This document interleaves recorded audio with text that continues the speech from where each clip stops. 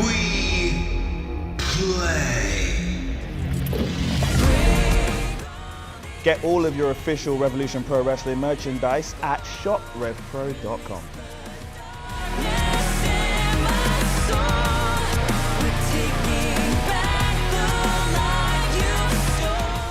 Andy, hello. It has been so long since we have last spoken. How have you been? How was your Christmas? Yeah, it feels like a whole year ago. It was 2020 last time, wasn't it? And we were full of hope and optimism. And now, here we are, 2021. And we've still got hope and optimism, but it's just dwindling slowly, isn't it?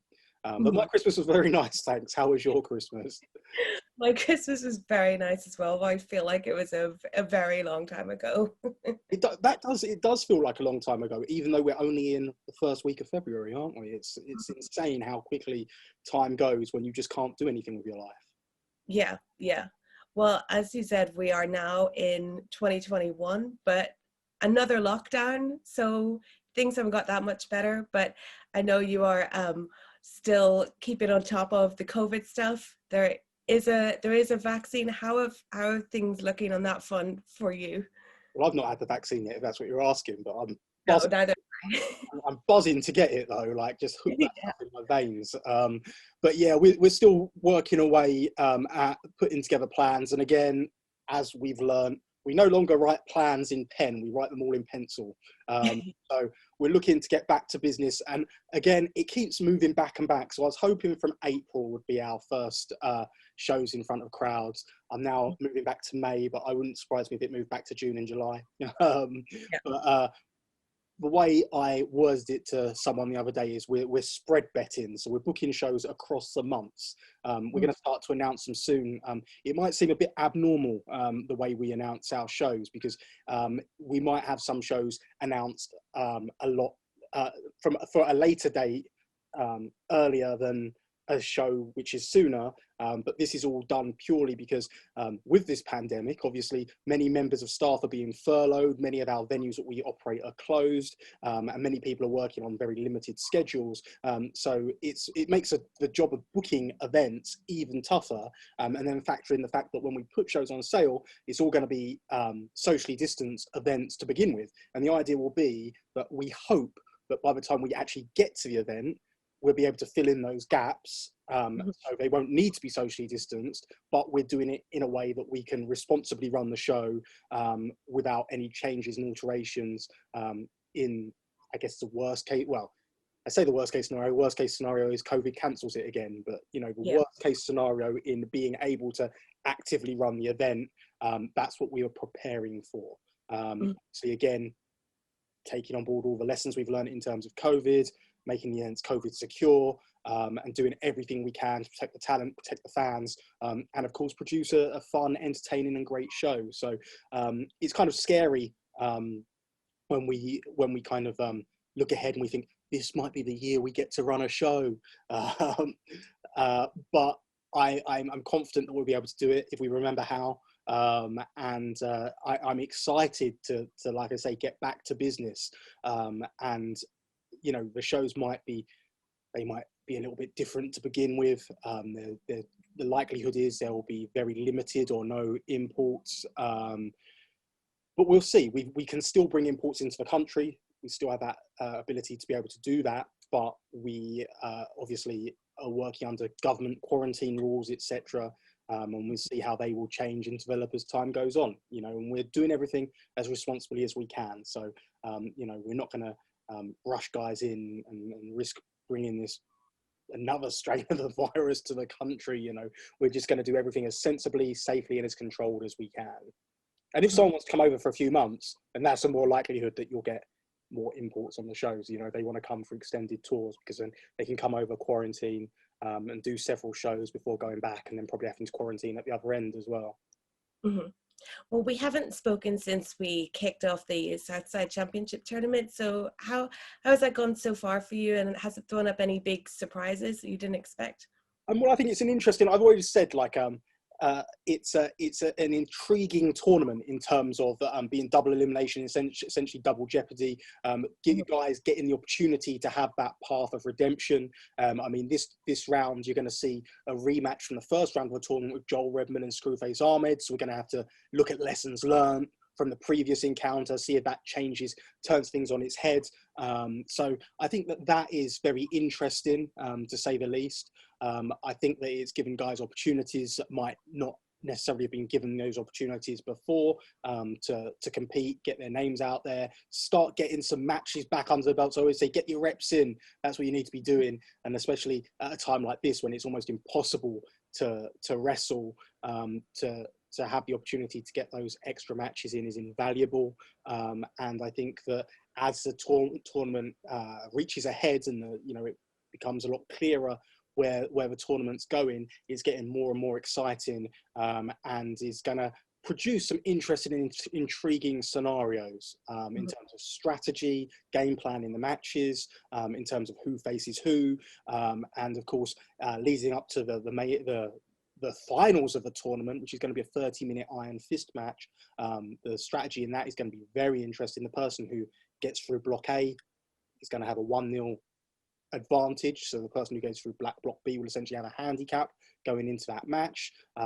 Obviously, it's a 30-minute iron fist match, which means the person with the most falls at the end is declared the champion, but it can all end via a knockout. So you could be 5-0 up and still not safe.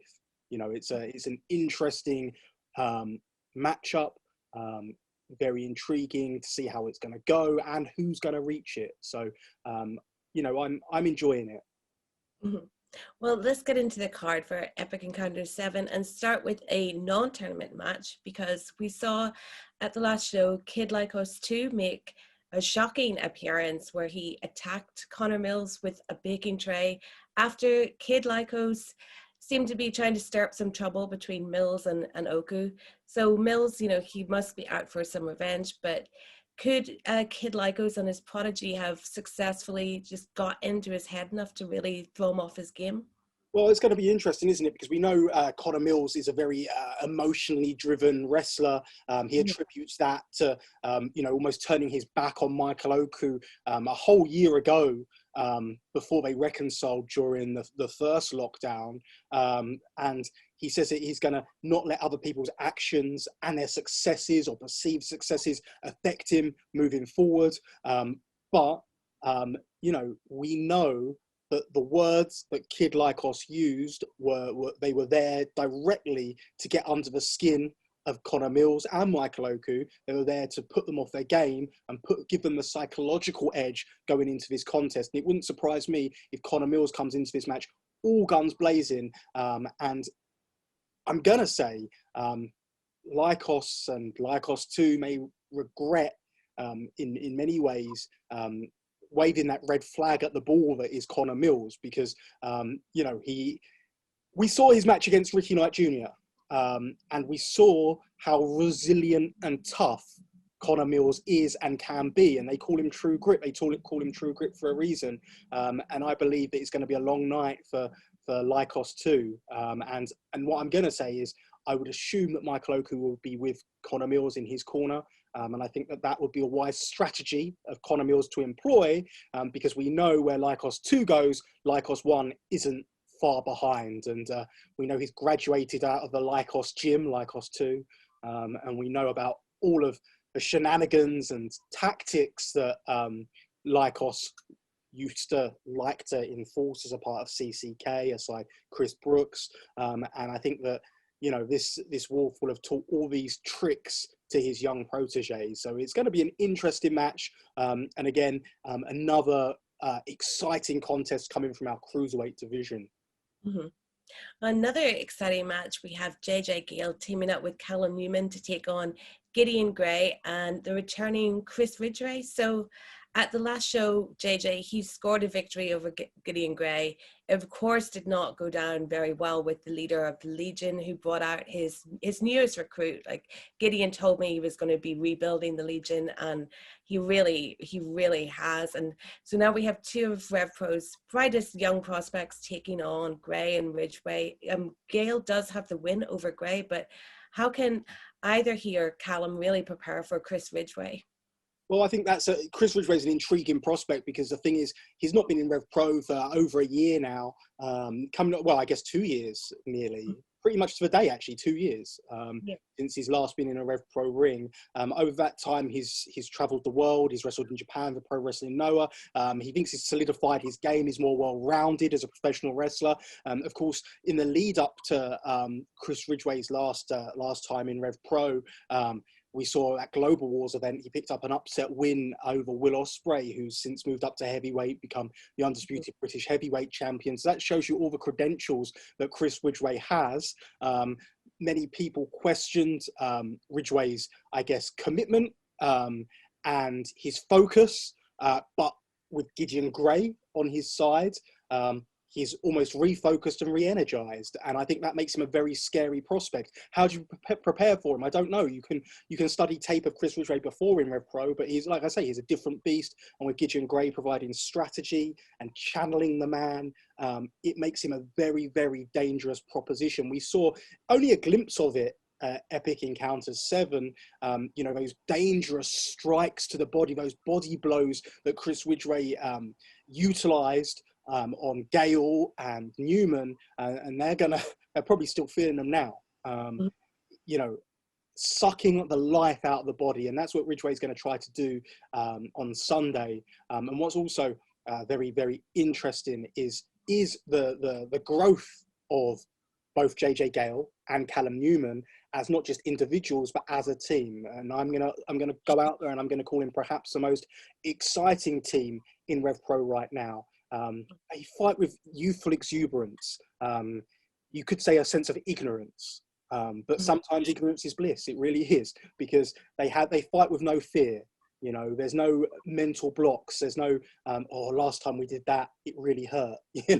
They're going in full steam ahead, and they're not slowing down. They're not backing down from a fight. They're not backing down from anyone, including Chris Ridgway and Gideon Gray. And really, they go into this contest with absolutely nothing to lose, but everything to gain. So, you can call it high pressure for them if you like, but really it's not, because who here is sitting there going, JJ and Callum are going to pick up a win over Gideon and Chris Ridgway? Not many people are sat in this position doing that. They're the underdogs. They have nothing to lose. All they've got to do is come in, put a good showing for themselves, and be better than they were last time out.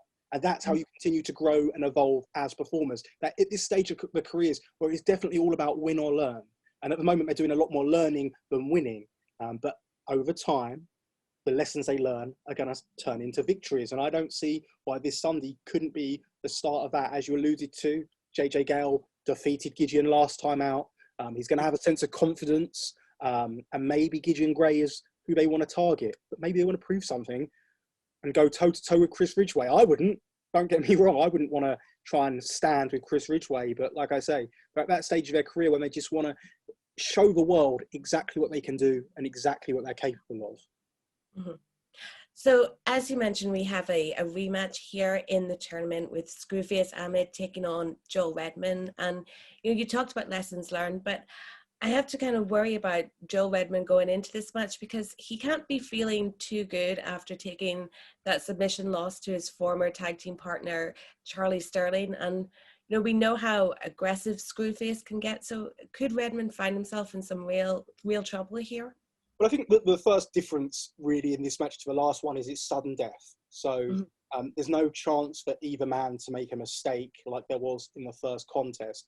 I personally don't think Joel losing to Charlie is going to have any bearing on his performance in this contest. You look up Joel Redman in the dictionary, and probably one of the terms underneath would be professional. That's how you define Joel Redman. He's a true professional. He's one of the absolute best. He's one of the most underrated performers in the UK right now. But in terms of mentally, I don't think there's many people stronger than him. He's not going to rush in there against Screwface. He's not going to, he's not going to let a setback. Like I said about, in the previous contest with JJ and Callum and Ridgway and Gideon about win or learn. Joel Redman has done a lot of learning in his career.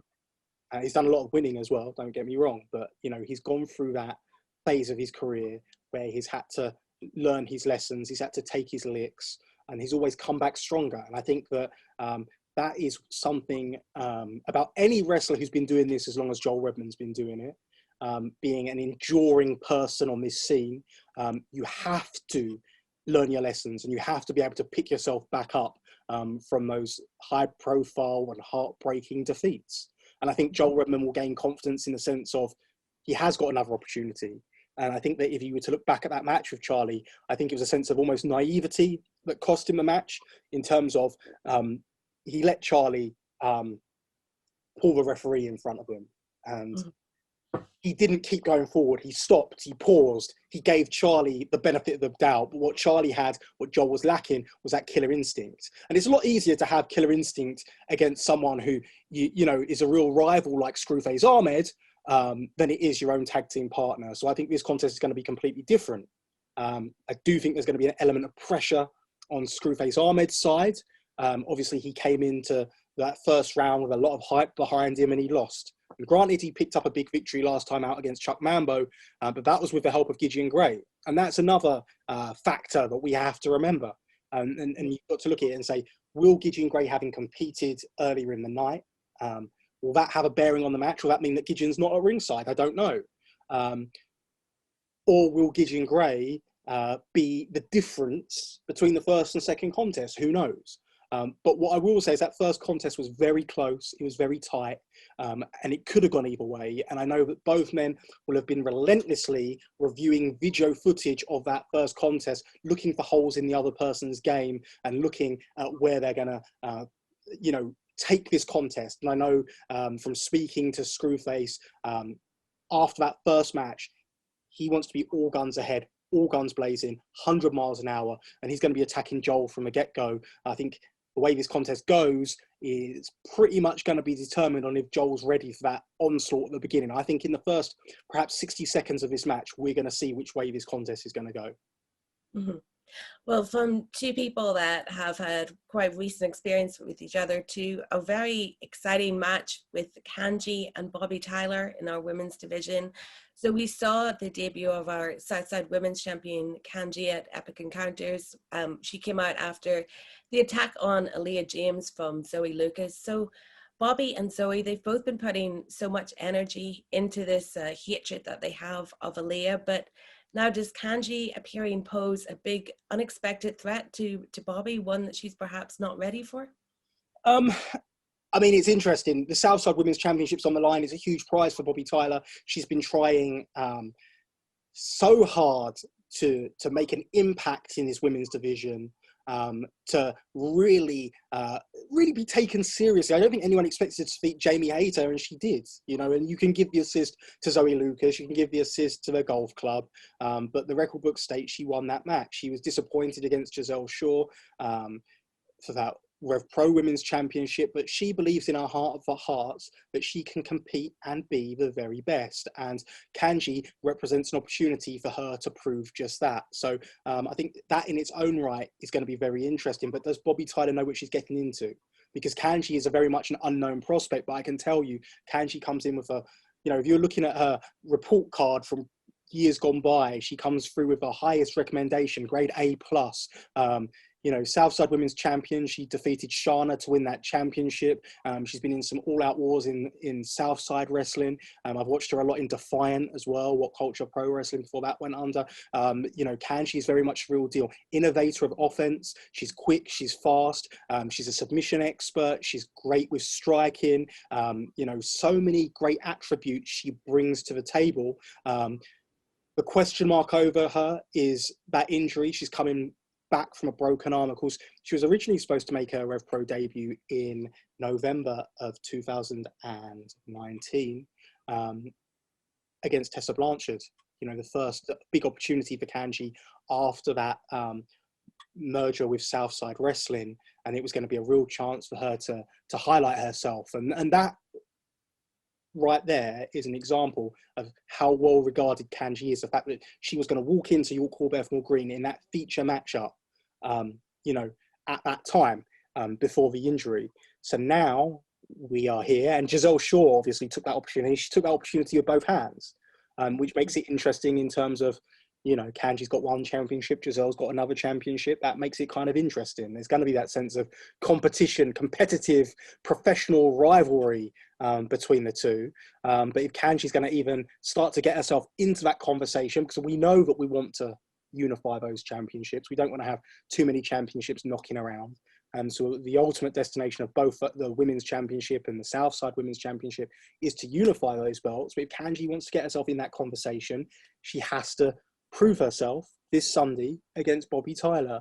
And I think it's an intriguing and interesting contest. I think there's so many questions about it that, you know, we can sit here and we can try and analyze it, but I think it's going to be very hard to do. I think really we're going to have to let the wrestling do the talking on Sunday, but I'm excited to have Kanji as a part of the women's division. There's a lot of pressure on her shoulders, but I've got confidence that she can deliver, and we're going to see on Sunday. But again, it's just another testament to the RevPro women's division, its growth, and the fact it's continuing to grow, and there's still so many women waiting in the wings, you know, who we want to bring in to compete in this very competitive division. So it's one of those, it's a division I'm very excited about, and it's a match I'm very excited about. I think that this could well be the start of something very special here in RevPro. Mm-hmm.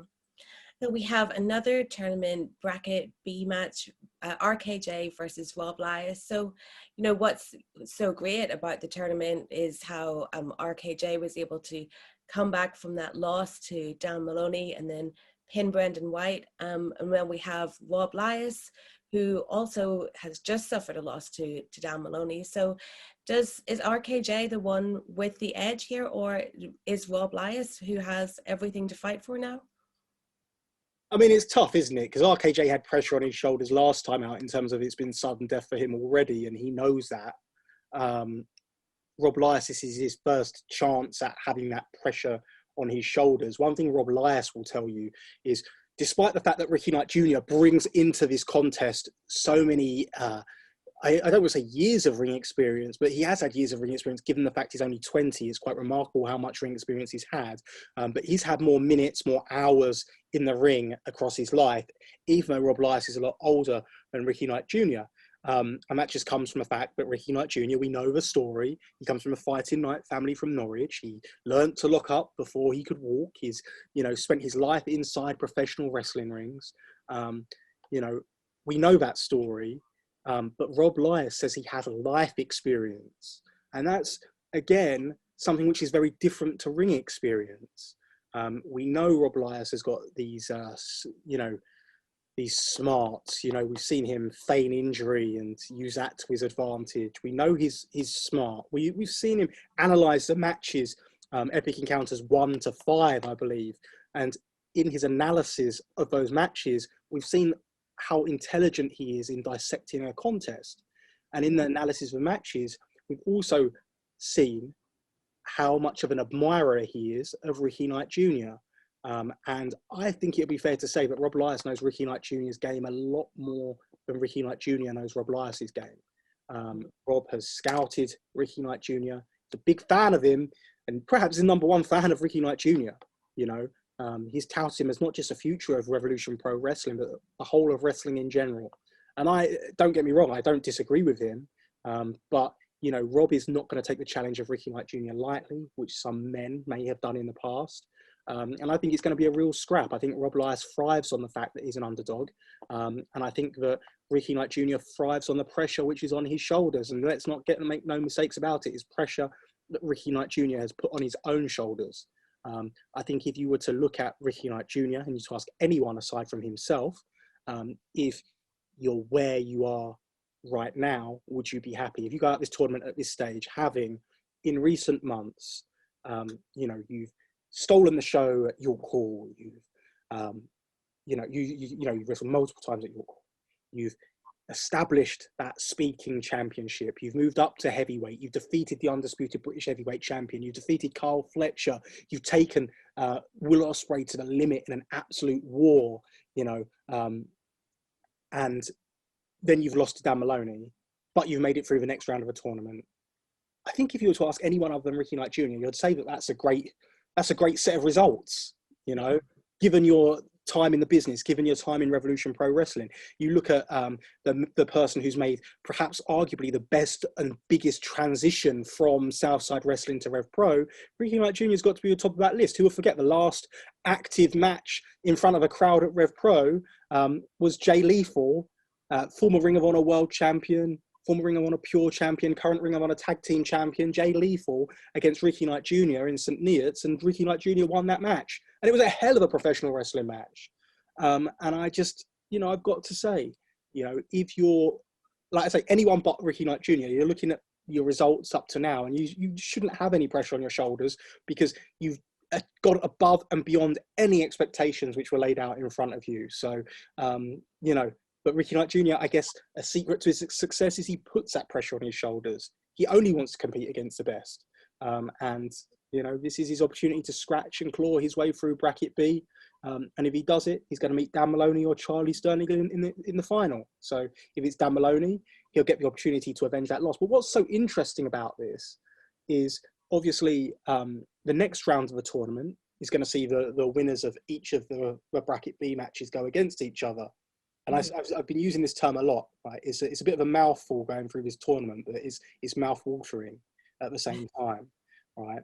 So the two winners of this contest will go on to the next round and fight each other. And at some point, we're going to see a rematch. So, there is a possibility that Ricky Knight Jr., so if, Ricky Knight Jr., one way or another, if he's going to progress through this thing, he's going to have to face Dan Maloney again. Yeah. So if Dan Maloney loses against Charlie Sterling, he's fighting him in the next round. And Ricky Knight Jr. wins, obviously. If Dan Maloney wins, then Ricky Knight Jr.'s got to win this match, his match against Charlie Sterling, and they meet in the final. So that's why it's so interesting and so intriguing, because either way, Ricky Knight Jr. is going to have to look in the face the man that defeated him, and he's going to have to overcome that obstacle if he's going to win this tournament. Obviously, a man who's going to have other ideas is Rob Lycos, who I think is just looking to prove all his doubters wrong and looking to shut them up. Because if anyone has any confidence in Rob Lycos, it's himself. He's his own biggest fan.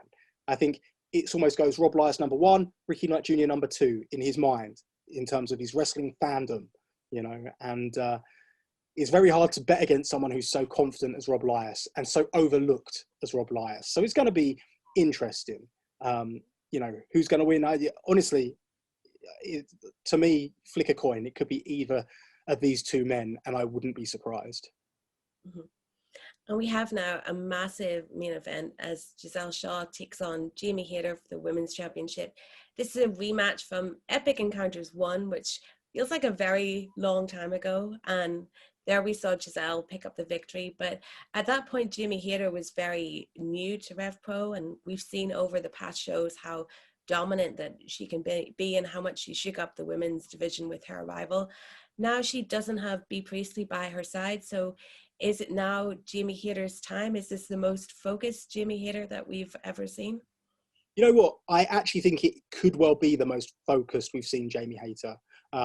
Jamie Hayter is someone who, for a large portion of the last couple of years, she's been in Japan. So she came back, when she came back at Epic Encounters 1, really it was an enforced comeback. If she wanted to remain active, she obviously couldn't get back into Japan. She'd come home because of a pandemic. And since that stage, I'm going to say, losing that match to Giselle really lit a fire underneath Jamie Hayter. It made her refocus, it made her train harder.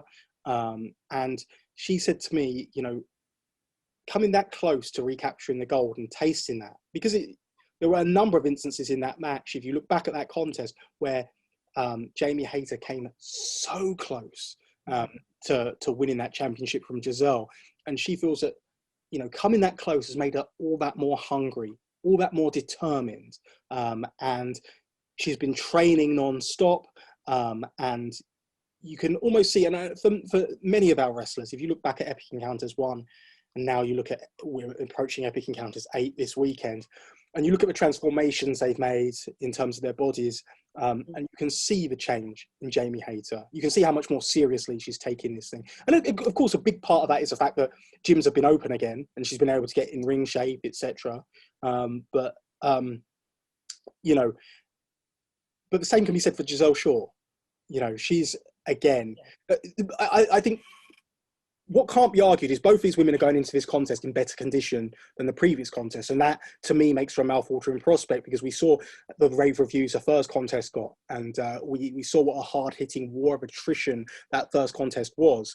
These two women, they felt each other out now. I don't think that there's going to be that period of the match, you know, where they have to, you know, almost have that feeling out process to see what the other strikes are like, try and get in range and, you know, try and test the other person on the mat. I think they know that already. They know what their opponent is capable of. And I feel that, you know, for Jamie Hayter, she feels that this is very much a birthright for her.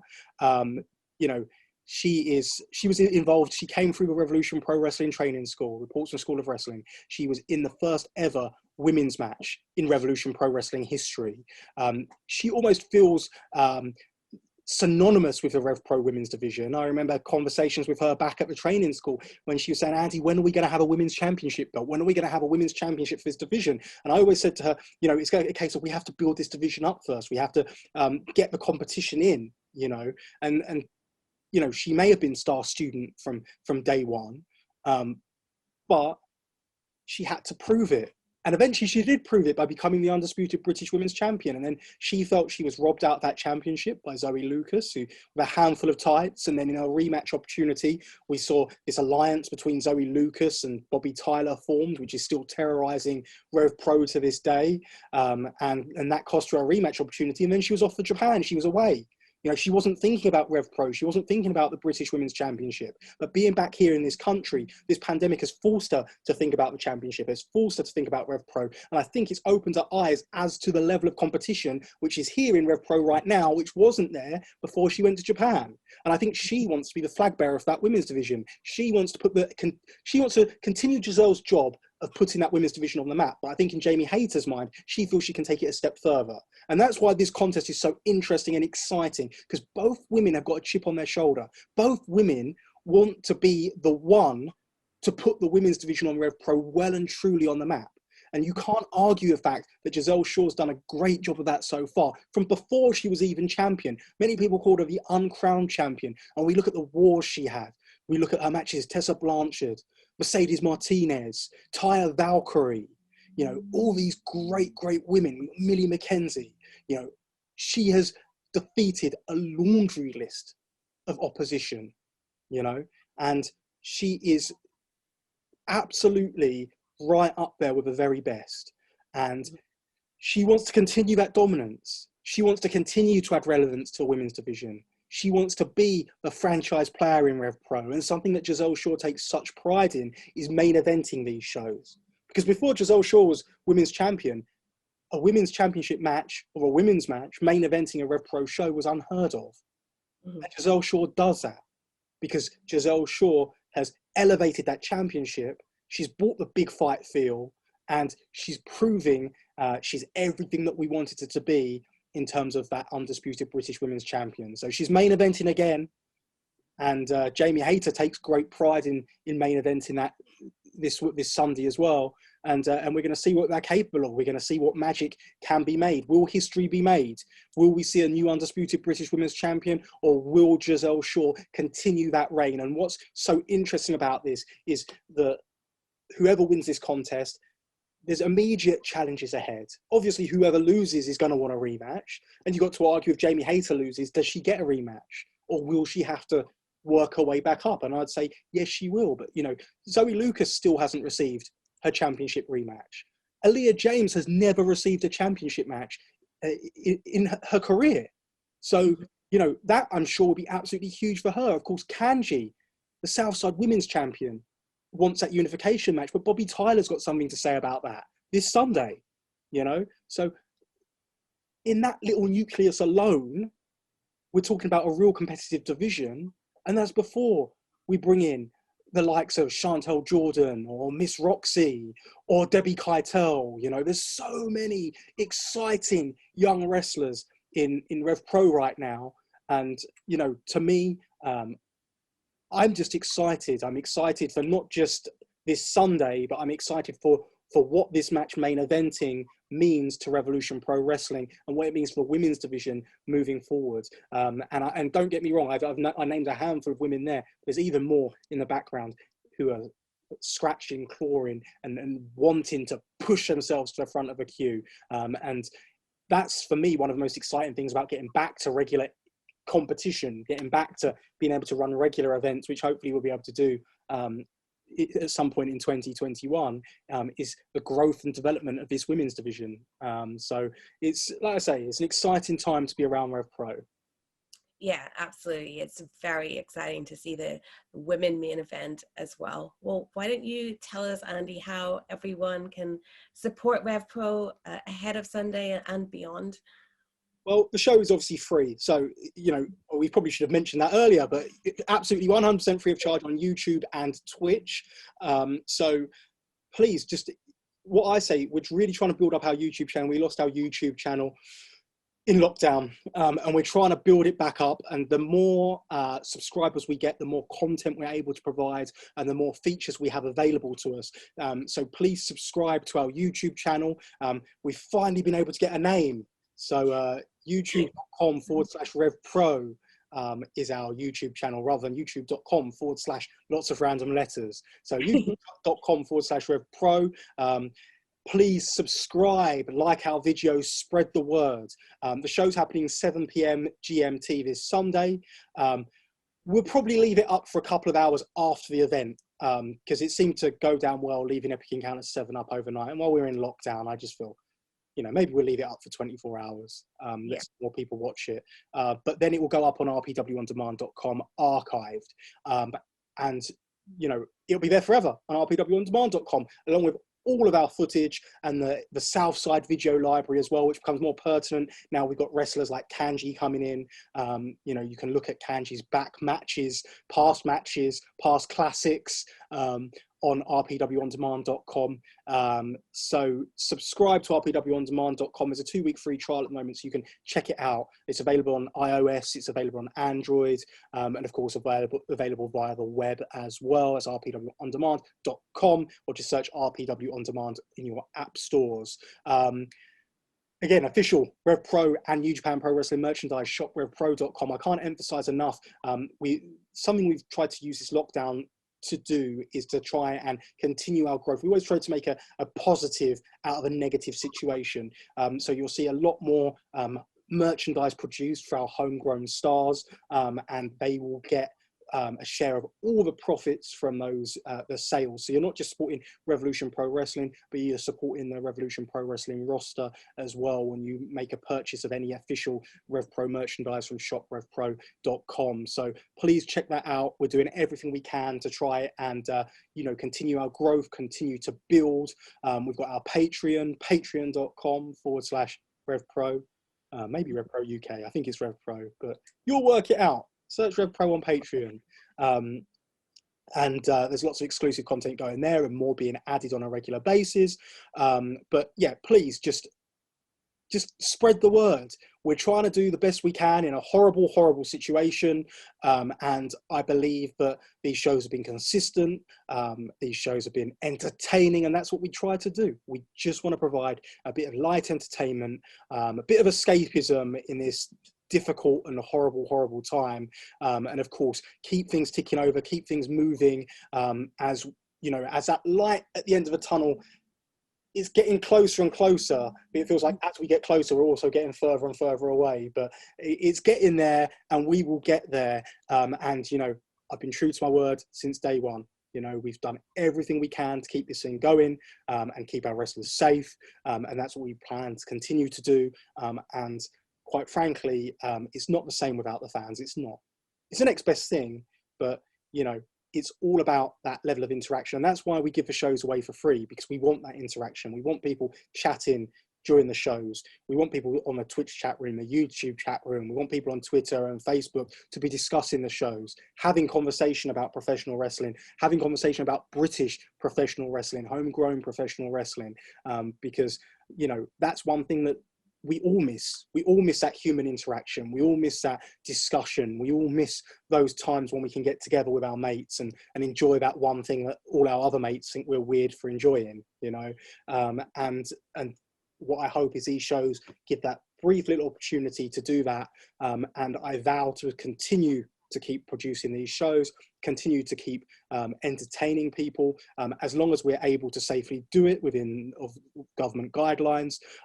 And, you know, we just want to continue this thing with all the best intention in the world. And this Sunday's absolutely no different. So make sure you check it out, YouTube and Twitch from 7 p.m. GMT on Sunday, and don't forget the archive will be available on rpwondemand.com. So every little helps. Anything you can do to support us during this tough time is so greatly appreciated, and we'll definitely, in our history, however it goes for us, we'll definitely be looking back on these times as some of the most critical times in our company's history. Well, thank you again for hanging out with me, Andy, and let's not leave it so long for next time. Let's try not to. Yeah, let's hope that Boris doesn't have any other crazy ideas, eh? But I'm sure it won't be long before we're back with Epic Encounters 9. But until then, enjoy Epic Encounters 8, and yeah, we'll hopefully speak again very, very soon. Thanks. Bye, Andy.